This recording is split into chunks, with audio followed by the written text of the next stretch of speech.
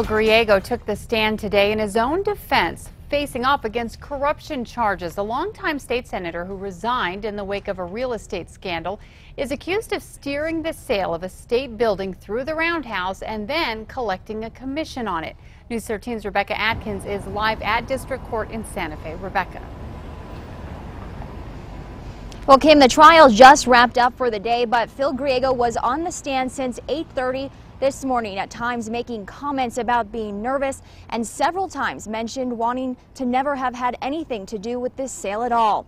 Now, Griego was first asked a series of questions by his attorney about his family, career, and his time as a senator. The defense claims Griego never actually voted on the resolution in question, HJR 8, the resolution to sell a state-owned building in the city of Santa Fe. His attorney presented a document showing that Griego was marked off as having voted on the resolution, but he insists he took a walk when the vote was taken.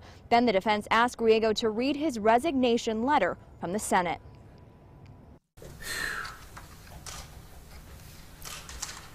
It basically apologized to the Senate and that I resigned. Now, the state then began cross-examination. Prosecutor Mark Probosco had the former senator in the hot seat, continuing to question Griego on possibly pushing the floor leader to read this resolution back in 2014 in order to get it passed, saying if it wasn't heard, it would die. Again, pointing out to the jury how Griego collected a $50,000 fee for brokering the deal. So you can tell this jury that you benefited from the sale of this land. They've seen the check. Talked about it for 2 weeks.